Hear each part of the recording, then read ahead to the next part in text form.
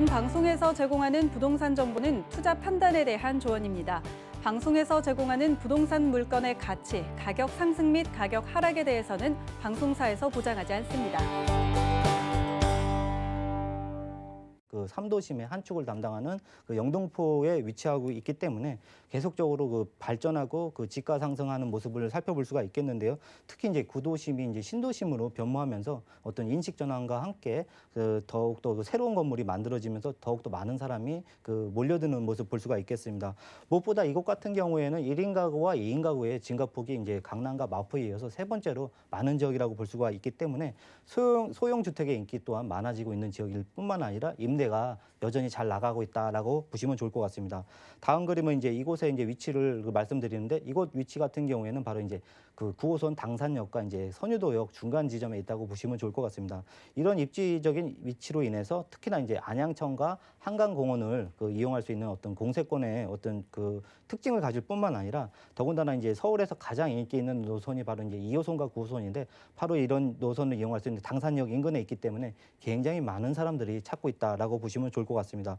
무엇보다 이곳 같은 경우에는 다양한 인프라가 많은데요. 특히나 이제 대형 마트 또는 대형 백화점 또는 이제 다양한 병원 등이 영등포구 안에 다양하게 포진되어 있기 때문에 정말로 많은 사람들이 그 편리하게 이용하는 지역이다라고 말씀드릴 수가 있겠습니다. 무엇보다 이제 여의도에 바로 인접 지역에 있습니다. 그렇기 때문에 고소득 전문직들이 더욱더 많이 찾는 그 영등포구 양평동 일대가 되겠고요. 다음 그림을 살펴보시겠습니다. 다음 그림 같은 경우에는 바로 이제 직주 근접의 어떤 모양을 나타낸 그 그림인데요. 특히나 이제 이곳에는 다양한 지하철 노선이 있습니다. 특히나 이제 지하철 1호선, 2호선, 5호선, 9호선. 특히 5호선 같은 경우에는 서울의 4개 지역의 어떤 업무타운과의 접근성을 굉장히 편리하게 해주는 노선일 뿐만 아니라 2호선과 9호선이 있기 때문에 또 강남역과의 그 어떤 접근성이 굉장히 뛰어난 지역이라고 볼 수가 있겠습니다. 이런 특징으로 인해서 어떤 신혼부부 또는 사회초년생들이 제일 먼저 찾는 지역이 바로 영등포구가 되겠다라고 정의할 수 있겠습니다.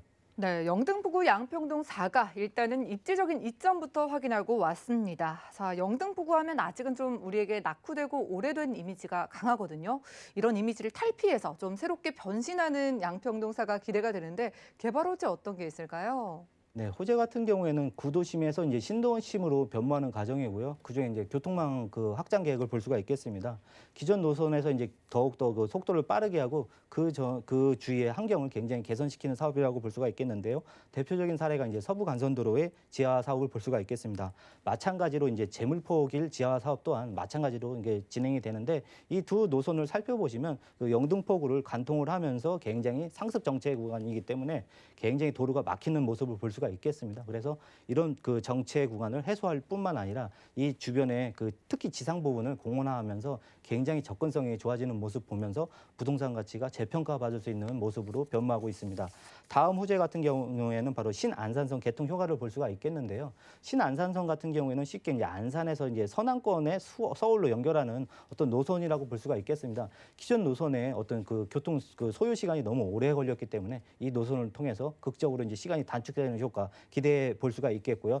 더군다나 이 노선이 이제 주요 업무 타운과의 접근성을 굉장히 편하게 해주기 때문에 더욱더 이 노선과 연결되는 구간의 어떤 그 부동산 가치가 굉장히 많이 올라가는 모습 볼 수가 있겠습니다. 다음은 이제 GTX B노선과 신림선 노선의 어떤 개통 개발을 볼 수가 있겠는데요.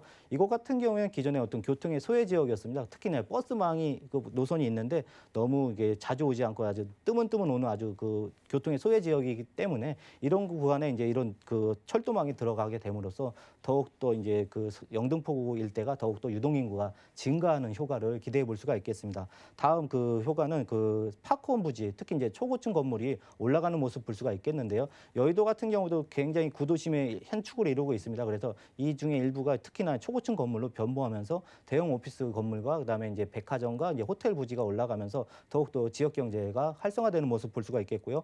무엇보다 이곳의 지리적 위치를 살펴보신다면 바로 이제 좌측에는 목동이 있고 우측에 용산이 있습니다. 그래서 이런 지역의 개발이 진행되면 될수록 그런 개발의 혜택에 직접적인 어떤 수혜 지역이 바로 이곳이 되겠다라고 정리할 수 있겠습니다. 네, 영등포구의 교통이 획기적으로 좋아지는 소식도 있었습니다. 뭐 여의도나 용산이 배후지다 보니까 안 그래도 1인, 2인 가구가 대세인데 더 좀 집중되는 지역이거든요. 여기서 9호선 역세권에서 만나보는 주택의 투자 금액 얼마 정도일까요? 예. 그 금액 같은 경우에는 다세대 투룸 기준으로 3억 6천에서 3억 7천만 원의 시세를 이루고 있습니다. 그래서 전세 시세는 지금 현재 나가는 그 전세가 3억 3천에서 3억 4천만 원의 그 전세 금액이 이루어지기 때문에 실제 필요한 금액은 2천에서 3천만 원의 금액이 필요하겠습니다. 그다음에 이제 월세를 안고 진행을 한다고 가정을 하면 그 월세 그 보증금은 3천에 약 한 130만 원 정도를 예상할 수가 있기 때문에 대출을 안고 진행을 한다면 바로 이제 1억 8천에서 1억 9천만 원의 금액이 필요하겠습니다.